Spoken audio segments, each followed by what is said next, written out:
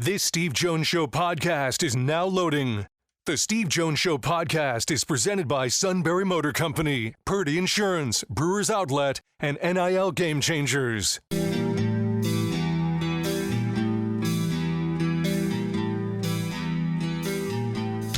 Bringing you an in-depth look at Penn State sports and more. This is the Steve Jones Show on News Radio 1070 WKOK. The Steve Jones Show is presented by Sunbury Motor Company, Purdy Insurance, Brewers Outlet, and NIL Game Changers. Now, from the Sunbury Motors studio, here's Steve Jones. Yeah, so I saw what ESPN apparently is in some talks with Jason Kelsey about being one of the pregame show guys for Monday Night Football. They already have 82 people on that show, don't they? Seems it. Holy mackerel. Talk about getting lost in the shuffle. Did you see Saquon was on their podcast this week trying to talk him into coming back? He was told no. Yes, he was. It's like, the answer is no. Can't blame a guy for trying. And the NCAA president, by the way, has called for a ban on prop bets. Good luck. All right. Today's show, this half hour, brought to you by NIL Game Changers, the ultimate destination for name, image, and likeness opportunities for both athletes and businesses. Visit nilgamechangers.org to start your journey. All right. So we're calling for a ban on prop bets? Like, really? Well, I think it's in reaction to the Jonte Porter on the Raptors. Who cares? Well, it's like after a while, it's like does anybody listen to him? I mean, seriously. I mean, I know you're the head of the NCAA and you are making a lot of money, but you have to have a voice that people want to listen to. And I don't think anybody listens to him. He talks, and it's like you might as well be. It'll be interesting to see at the Final Four how he handles the press conference of the Final Four, because all Mark Emmert did was filibuster for 40 minutes, take two questions, and leave. Like, no, it's like, does anybody have the ability to take questions anymore? Like, think on their feet, take questions, have convictions where they have no problem answering it. I mean, I'm asking. That's why. Like, I don't need the NCAA president to filibuster for 40 minutes. Just answer some questions. It's okay. Right? Think on your feet.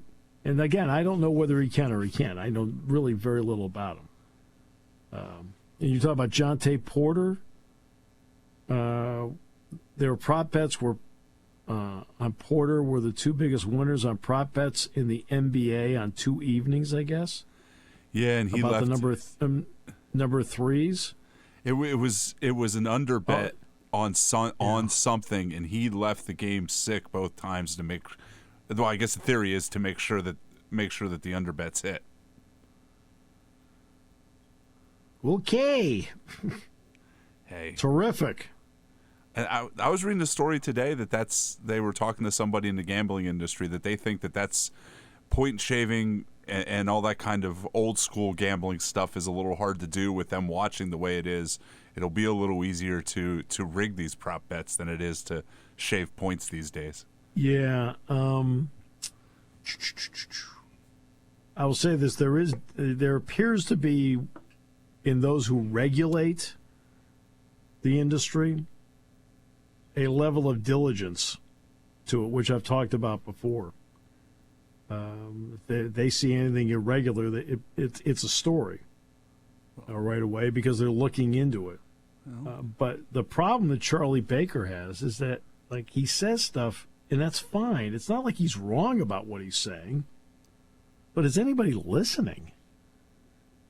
No, I kind of think Mark Emmert kind of destroyed that position for anybody to be taken seriously at this point. You are so correct about that. So correct about that. Like I said, he would get to a press conference, and I talk. It's not. I've never sat in on a Mark Emmert press conference, so I'm not speaking from personal experience. But I know enough people in the industry that I've talked to about it, and they say it's the most frustrating experience because he would get up there and just opening statement. His opening statement would take about 40 to 45 minutes in length. Then they'd open it up, and he'd answer 2 questions, and then he was done. Okay. Now, how Charlie Baker handles press conferences, I do not know. But there's so many issues that need to be discussed right now. And the question to me is going to be whether people are listening. What kind of points does he make? Does he provoke thought with his answers? I don't know. That's something I can only guess. But you don't. It's like the way Mark Emmert did it. He'd filibuster, take 2 questions. Like, what? Come on, there's 1,000 questions here. Answer the questions. Yeah. And some of the questions would be about decisions he made. Yeah. Well, he should be an expert on how he made the decision. I think, right? Mm-hmm. Maybe you just didn't want to say flip the coin. He might have. There's by the way, James Brown was CBS going to get the Lifetime Achievement Award at the Sports Emmys. Good for him. Thought about earning it. He was a good basketball player at Harvard. You know, you just watch him. He's a pro's pro. The guy's just, he's not spectacular. He's just really good at it. So good for him. But he'll get that. All right.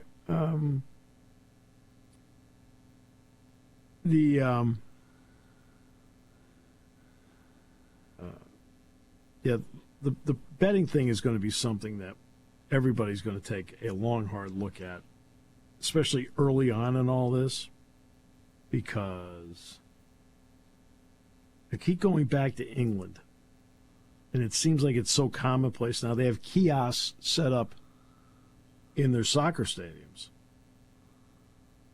where you can go. I guess you can go out if you want. And during the game, you can do a prop bet on somebody, right? I think so. And I think that's what, for example, down the road, now I don't know if this is in place or not, but I know the NBA had talked about down the road having kiosks in arenas. Well, the Jonte Porter thing may delay that. How about that? Well, I read last week that when next year on their Game Pass that they'll have you'll be able to bet right in your Game Pass when you're watching games at home. It'll take you right to DraftKings and somebody else if you want to bet during the game. Well, yeah, that's just you in your comfort of your living room doing it. Yeah. Right? As opposed to doing it at the arena on a kiosk. Now, doesn't mean you can't make a bet on your phone in the arena of the stadium. Yeah, obviously you can. Have you ever tried to get the internet in the stadium at Beaver Stadium? You know what? That came up in yesterday's Playfly meeting about internet in the stadium. And I said, I did point out, I said, my stat monitor is off the encrypted. Now, see, we have an encrypted. Yeah. Right? We have an encrypted avenue in. So it's a little different than the stadium. So I'm not taking the open Wi-Fi there, but everybody's kind of laughing because you have 110,000 people in one spot. So it becomes more problematic, and I know they put up more antennas around the stadium, which they did last year to improve the Wi-Fi experience. But again, I said, my stat monitor's on the encrypted site. And so I said, I have no problem getting in or getting it done. Now, other stadiums I've gone to, I've had trouble getting in. I'm trying to think which one it was. Oh, I know what it was. It was Ford Field.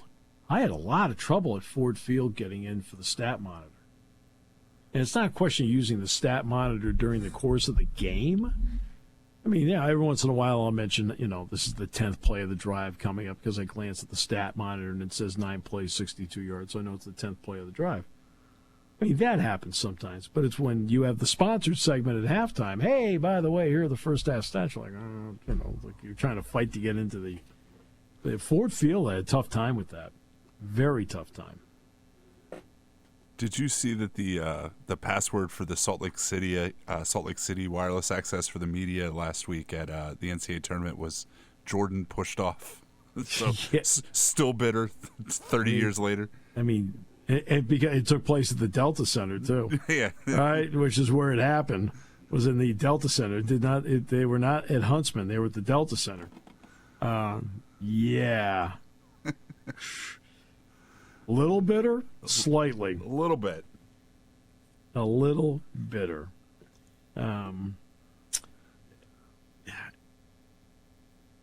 The Ohtani thing, we'll talk to Bob Nightingale about this on Friday. But, geez. That's a hard one to read. And part of this is the language barrier. I mean, I know he did a press conference the other day, but it's I can't tell. I can't tell what's going on. Can you? Again, my feeling is he's either, right now he's telling the truth at this point because, he puts himself in a bad situation if he's not. But then the other part of it is the I believe her name is Tisha Thompson at ESPN, who's been doing a lot of the story. Can't find any evidence that there's a criminal investigation going on into the interpreter. And when she asks the people around Ohtani about it, they no comment at her again. But it doesn't appear he's being investigated at this point by anybody other than for embezzling the $4.5 million. That he hasn't gone to any police agencies yet, which is another strange part of about it. The whole thing is really strange. I mean, it's bizarre. Now they'll play their third game of the season tomorrow when they play the Cardinals in the Cardinals opener. Let's see what else we got. Games tomorrow: Red Sox, Mariners, Seattle, Brewers, Mets in New York, Angels, Orioles. Orioles new ownership approved. Braves, Phillies. That's at 3:05. That's in Philadelphia. Tigers. I wonder if Rogers going to that. It's opening day. I didn't even think of that. I would bet. Oh, don't say that. You can't use that terminology. I didn't even realize that. Tigers, White Sox in Chicago. Twins, Royals. Yankees, Astros. So Matt will be depressed at about 7 o'clock tomorrow night. Pirates, Marlins. Giants, Padres. I might go to the Pirates, Red Sox in a couple of weeks. Down in Pittsburgh. Just to go. Actually, I haven't gone to a Red Sox game in person in 5 years. How about that? Didn't think I'd ever go that long between going. It was up at Fenway. Cardinals, Dodgers, Blue Jays, Rays, Nationals, Reds, Cubs, Rangers, Guardians, A's. Boy, seeing the A's back on the field's exciting.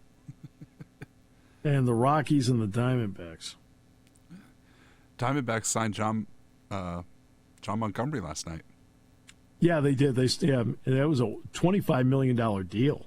Well, I'm surprised it seems weird to say that little, but that he went for that little, that there wasn't more teams in on him. See, this is where you're going to get a complaint from the Players Association. When you have guys that are taking this long to be signed, they get really antsy about it in the Players Association. Oh, it's this. Look, we are now at the point. Remember, how does the pattern go? Okay? New collective bargaining agreement is signed. Everybody feels great. Players sign big contract, big contract, big contract, big contract. Teams want to spend. Then the next year after the spending starts to slow down. Then the third year the spending really starts to slow down. That's just the typical pattern of what we see after a collective bargaining agreement is signed. That's just a fact. It's not. I'm telling you, it's collusion. Look, what I can sit there in my own front office. Yeah, now me, I'd have signed them. I think some of it is kind of the uncertainty yet over the local TV money right now too. I think there's a big part. Yes, I think some of these teams don't know, how many years has it been with the rights fees that, people kept saying the bubble was going to burst and it never burst. And I think now these teams are going to have to figure it out now that the bubble has burst. Well, and that was always guaranteed money. And I'll give you an example. I mean, there's certain teams that they were raking in a lot of money off their local TV package. You knew that the Red Sox were, the Yankees were, the Mets were, the Dodgers were. But, for example, the Pirates, yeah, normally I'm pretty good about knowing what people are getting off their media deals. Man, I miss the Pirates by a mile. I thought they were getting maybe 10 to 15 million a year off their TV deal. They were getting 61 million. Really? 61 million per year? Like, you got to be kidding me. I never realized that. Where's it going? They certainly aren't spending it on personnel. I was just going to say, good heavens. God almighty. I couldn't believe when I saw it. And another prominent member of the Eagles is just a jumping ship, and that's Jake Rosenberg, a longtime capologist for the Eagles, gone. This is where you bring in Matt Catrillo, capologist extraordinaire. I think the interesting part about that is he's leaving, but it doesn't appear that he has a job that he's going to right now. No. And he's been with the team for a dozen years. Wonder if he's worried how he has a lifetime contract and there's no place to move up. Yeah, maybe, but don't not an actual, but. Yeah, but don't you interview for other jobs while you have a job? You would think. Yeah. Or maybe they're not letting him. Everybody praises him. I mean, everybody. The Eagles praised him. The agents praise him. And he's called Howie Roseman the best general manager in the NFL. He did say one day he wants to become himself an NFL general manager. So can you blame him? No, of course not. People should have goals like that. The suit's goal was to sit in the corner office and play Minecraft all day. Again, checking all the boxes. No? I know an 8-year-old whose life goal is that as well, so. Same thing. All right. Today's show sponsored in part by NIL Game Changers, the ultimate destination for name, image, and likeness opportunities for both athletes and businesses. Visit NILGameChangers.org to start your journey today on News Radio 1070 WKOK.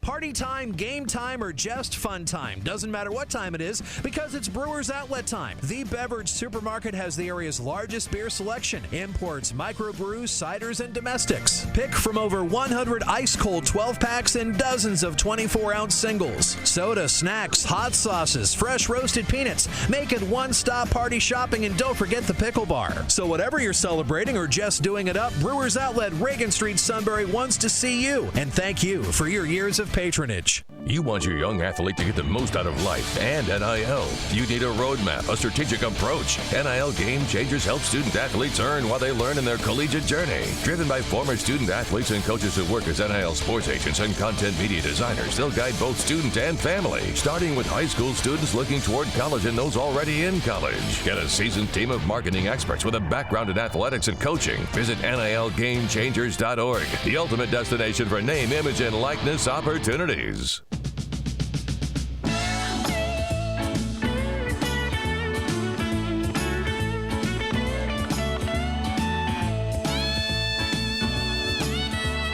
This half hour brought to you by NIL Game Changers. Hey, you want to get involved? Name, image, and likeness opportunities, athletes, businesses. Visit NILGameChangers.org to start your journey. This kickoff thing in the NFL.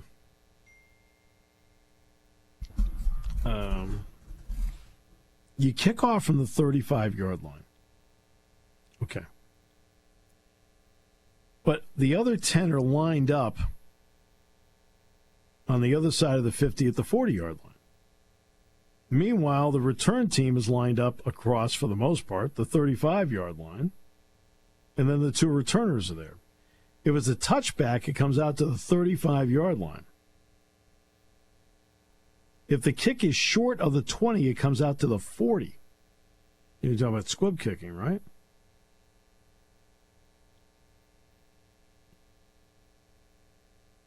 Okay. I from what little I've seen of it, it looks like it'll be at least interesting when it starts. I just don't. I didn't watch enough of the XFL to see how it works. I have to freely admit I saw nothing of the XFL, so I don't know how it works. That's why I have to look it up. I didn't watch the XFL. I saw some video of it from the XFL when they passed a rule earlier this week. It seems a little odd, but it's. I mean, I guess if it's a way to bring the kickoff back or the kickoff return back, I guess it's a good idea. Some of the stuff I was reading on it, they think they're going to have to adjust it a little bit once play starts, but they seem to like it. Well, it looks like it will promote more returns. I don't know. It's one of those. I'm not sure. Well, the two when they line up, it's almost like the line of scrimmage. So I think they've eliminated them running into each other. It's just another line of scrimmage battle, but hopefully that kind of lessens the injuries and brings the return back, which is what they're aiming for, obviously. Yeah, because one thing about a touchback, unless you're pulling a hamstring, nobody's getting hurt. Right? No. I mean, I'm not joking about that. No. I don't know. Might as well see what it looks like and then make our judgment halfway through the season next year and see what we think about it.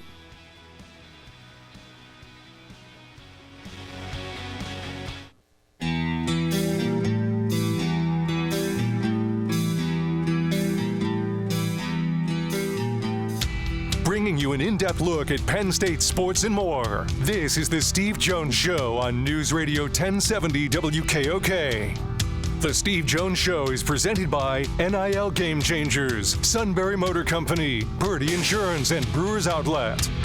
Now from the Sunbury Motor Studio, here's Steve Jones. All right, let's gear up. Weekend's coming up. Easter weekend, Brewers Outlet, stock up. Family, friends, and in the suits world, acquaintances. What? Maybe running into them, you want to make sure you're fully stocked at Brewers Outlet, Reagan Street in Sunbury, the beverage supermarket. Imports, domestics, microbrews. Best selection of beer anywhere. Wine coolers, water, soft drinks, snacks, lots and lots of snacks.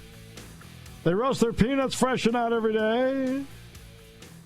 And the pickle bar, led by the Barrels and the Dills, my two favorites, indeed second to none, all at Brewers Outlet, Reagan Street in Sunbury, the beverage supermarket. And we're in the Sunbury Motors studio, Sunbury Motors, 4th Street in Sunbury, Sunbury Motors, Kia, routes 11 and 15, Hummel's Wharf. All right, let's get to rules now. The NCAA Rules Committee, of course, has recommended the implementation of player to helmet communication. That's fine. We've advocated that forever. The mic cuts off with 15 seconds remaining in the play clock. They can watch previous plays on digital tablets. These will all get approved. I mean, they'll form, I think it's, I want to say April 18? That's a Thursday, right? Normally it's like Thursday for the weekend. I think it's April 18th. Well, here's the next one they're trying to put out there for this. And this one I also agree with. Okay? And that is, right now you have designations. You have head coach, assistant coaches. So those are the 11 that you can have out on the field, no matter what, anytime, anywhere, game, okay, practice, whatever it may be. and they're the ones that can recruit. Then you have GAs. Well, GAs are allowed out on the field. Like Danny O'Brien is a graduate assistant, but he's the quarterback coach, right? But as a GA, he's allowed to be out there. Okay. The proposal strictly will maintain the number of off-campus recruiters to 11, but it gives the head coaches the flexibility to designate the other 10 as the countable coaches who recruit. They want the analysts, that teams can hire the analysts and give them on-field coaching responsibilities.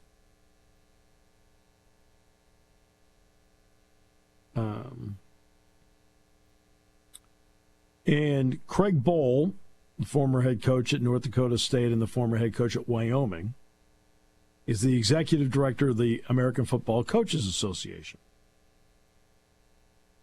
And he says that the AFCA endorses the proposal, quote, 100%.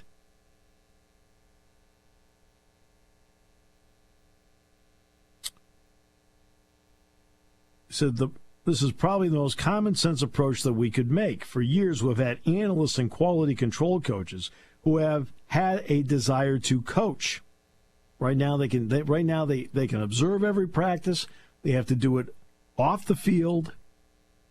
In other words, they're on the sideline, can't step onto the field. And then, of course, they can go into meetings and give feedback in meetings to position coaches and so forth what they're seeing. Bohl says that for years we've had analysts and quality control coaches who have a desire to coach. So much has changed with the landscape, with players now being compensated. To be concerned that you're going to have an assistant quarterbacks coach out there coaching is counterproductive. It's been a compliance nightmare.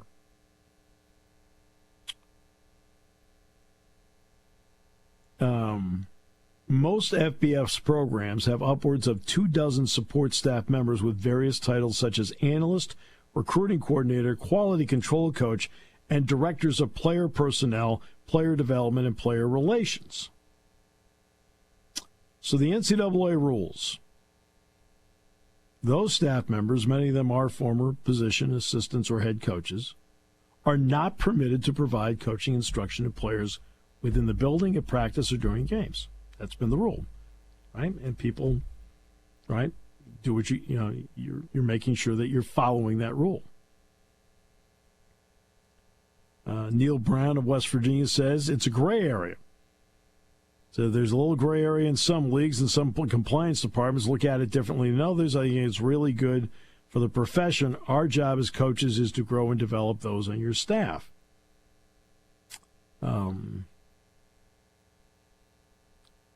They do point out that Hugh Freeze of Auburn said this. He says, look, you can have too many.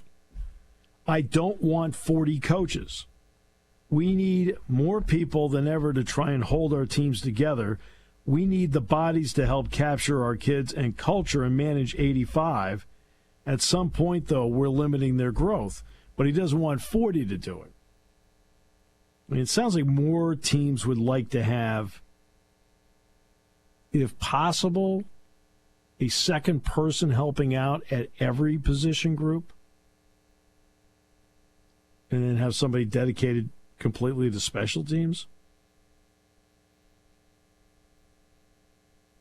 So this is going to be on the table.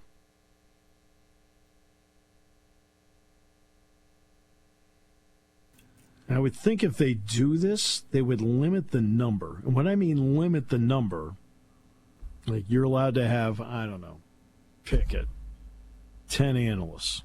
Since you already have 10 assistant coaches, 10 analysts. Right? Because you already and I'm talking about analysts that can actually physically go on the field and help coach. Okay? That's what I'm talking about. I mean, you can have 10 analysts now, but they can't physically go on the field and coach.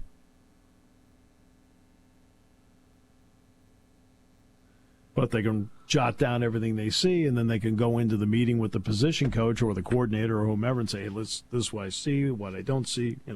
They can do all that. using their coaching eye to do it. And I agree with the proposal.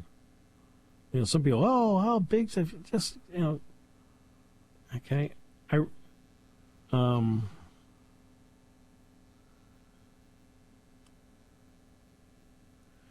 There are those that will complain that, well, that's not the way it used to be. Well, there's a lot of things now that's not the way it used to be. You have to be able to adapt. And you have to be realistic about what today is like, as opposed to what yesteryear was like. My question is not really a question. I guess I think this is just one more thing. That the head coach is not really the coach anymore. It's more of a CEO, and he doesn't have enough time. Gone are the days where Joe could bounce from position group to position group and do stuff and stuff like that. Well, James does. Does he? James goes position group to position group. I'll look over there, and they'll be running something on defense, and boom, he's over there. They'll be running something on offense, boom, he's over there. Special teams heavily involved in that. No, he goes from position group to position group. Kind of picks and chooses on a particular day. Like, for example, they may be out doing something. Let's pick a drill. Offensively, they're doing. They may be doing shell 7-on-7. How about that? And someday he may go over and watch that, and someday they're running the 7-on-7 thing, and he's over watching one-on-ones of the offensive line versus the defensive line. He moves around a lot. So he does not just stick to one thing. I mean, he's the head coach, he's the CEO of it, but he is barking instruction all the time. He is not just there passively watching. I mean, he gets involved. There are times, for example, where the defense is out there and James is running the scout team. I mean, I've seen him do that. I'm really coaching up the scout team. So he gets actively involved in it. Besides also sitting back and making his own notes. Okay, but he's moving around all over the place. This is more of, I have an assistant coach for, let's take the offensive line. Let's use that group. You have 17 offensive linemen, right? Do you think the guy running the offensive line could use an extra set of eyes physically out there with him? Yes. Right? You're the defensive line coach. You have as many as, I don't know, same thing. You may have as many as 15 defensive linemen. Same story. Right? I mean, how many guys could I use an extra set of eyes to help me in that realm? Wide receiver coach. You've got how many wide receivers out there? A dozen? Right? Each one of them, and some are working on one side, some are working on the other side in a formation. Could an extra set of eyes help on each set in terms of helping coach it? Sure. Now, how many quarterback coaches do you need? Right? Realistically. I mean, Penn State right now has 4 quarterbacks. So you see what I mean? That the extra, like, instead of I'm in charge of all 17 right here or all 15 here, somebody else also helping in the instruction part of it wouldn't hurt. Instead of having one person do it. And we're in a different era now. This isn't about, they're bringing in TV money and everything like that, and let's bring in a whole bunch of people, and they didn't operate with that many people back in the day, and blah, blah. Yeah, you know what? Back in the day, whatever. Okay? Times have changed. And there's 125 people on the staff, 125 players on the team. It's 85 scholarship players and anywhere from 30 to 40 run-ons. I mean, that's a lot of people to manage. You know, that's a lot of people to manage. And when you see, like, they were running through the titles, well, the titles all make sense in that those would not be people who are the titles they ran down, like the recruiting coordinator, player personnel, things like that. Those aren't coaches. They could be, but those aren't coaches. They're in charge of the recruiting staff. And today you need an entire separate recruiting staff. You need a front office. They're basically your front office, your GM and scouts and all that stuff. And I brought that up with Mike Rhodes in basketball. I mean, I said, do you feel like basketball needs a general manager on a staff? And in a lot of ways, you need a general manager today in your football staff. Because, look, you're sitting there as the head coach. Remember we talked about Bill Self yesterday. Okay, now I'm sitting there as a football coach. Right? Well, I've got to take a long, hard look at I have to take a long, hard look at who's in the transfer portal. What do we need in the transfer portal? Okay, what did we recruit? What didn't we recruit? And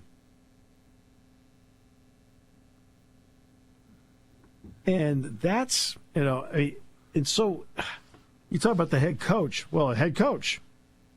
Man, the head coach has 5,000 things on his plate. Okay? That's why you have a staff.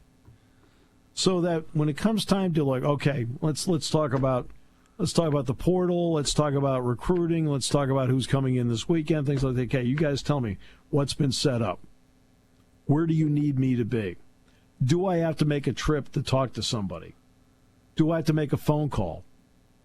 Right? It's a contact period. Can I Zoom them?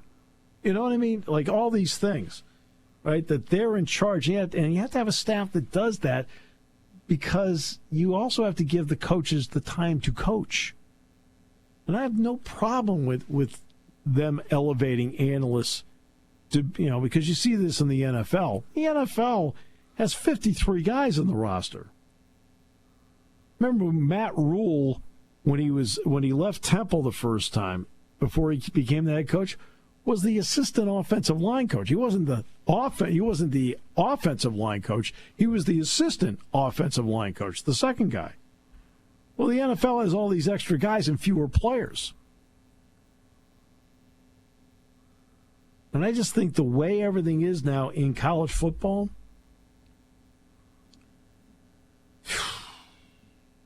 there's a part of me who would rather have more people looking out for this. Okay, again, and I'm with Hugh Freeze. You don't need 40 of them. But, gee, having one extra person at each position group, I don't think would hurt the cause. That might be the first time you've ever said that in your life, I bet. What? I'm with Hugh Freeze. No, it's although I did enjoy the Michael Orr movie. Yes. Where he was his high school coach. That was fun, Right, but yeah, but I agree with him. You don't need 40 of them. No. Right, but you have a lot of great minds that are in the quality control area. Great mind, that are in the analyst area, and I would like to see them utilized instead of standing there jotting down notes and then telling the assistant coach or the head coach later.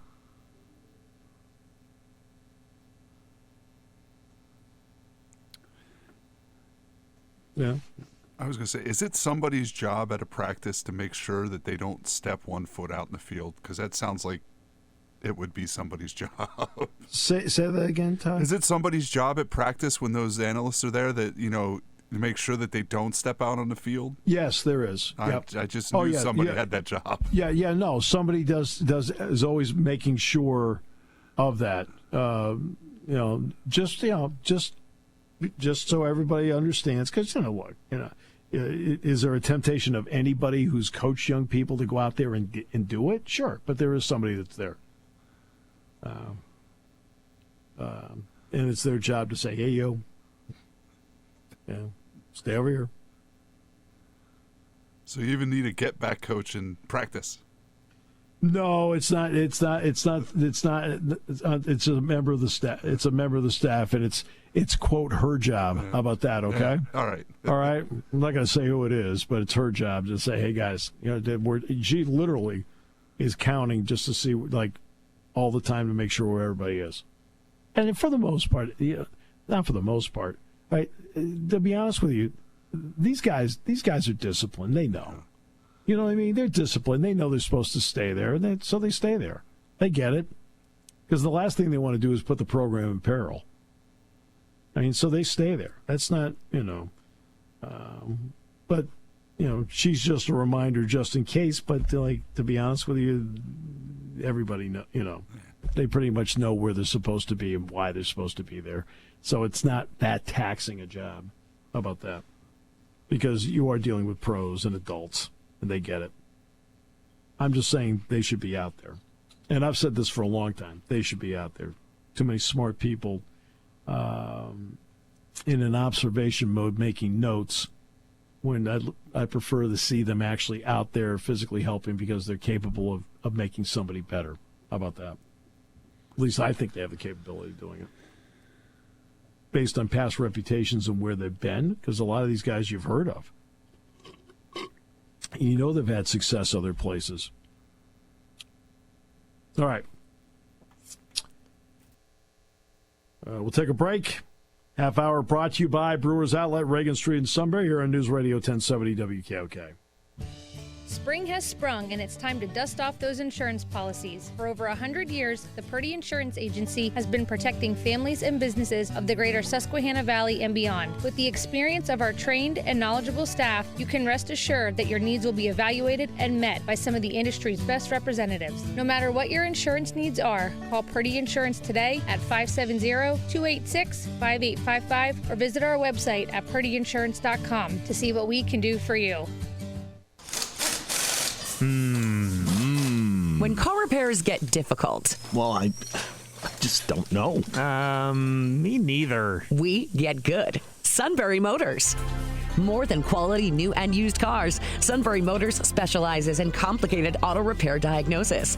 They can handle intricate repairs and even complete auto body with service open Monday through Friday, 7 till 4. And Sunbury Motors has made simple repairs easy. Maintaining your vehicle is necessary. Finding the time to do it is difficult. Welcome to Sunbury Motors Quick Lane. Just walk in or call ahead. Relax in their remodeled waiting room with Wi-Fi, beverages, and snacks. While Sunbury Motors factory-trained techs take care of your oil change, tire alignments, brakes, and inspections. Quick Lane, 6:30 to 6, Monday through Friday, Saturday, 6:30 till 2. Sunbury Motors, Ford and Hyundai, North 4th Street, Sunbury. And Sunbury Motors Kia, routes 11 and 15 in Hummel's Wharf. We take the out of auto repair. I had to laugh. Brad Underwood, the head coach at Illinois, talked about the loss that turned his season around. Guess what game that was? I'm going to guess it took place in Rec Hall. Rec Hall. All right. Penn State won 90-89. That turnaround, it kind of sent us in shock. Blah, blah, blah, blah, blah. You know what, Brad? That's a great sentiment, except you haven't beaten Penn State in 2.5 years. You know that? They haven't beaten Penn State in 2.5 years. They've lost 4 straight to Penn State. Let's not pretend it was an aberration.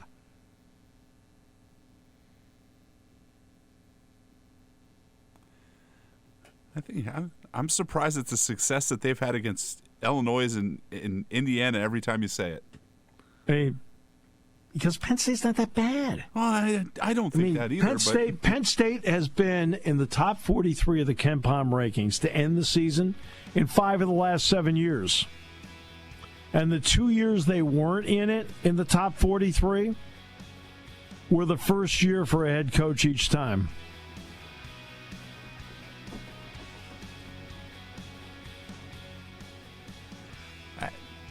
Again, it's. I think it's something that people forget about just because it's not, what people consider one of their main sports. I know, and it's like, again, Illinois has not beaten Penn State in 2.5 years. So, guess what? I'm not shocked you lost. Maybe you are. And they beat him in 4 different arenas.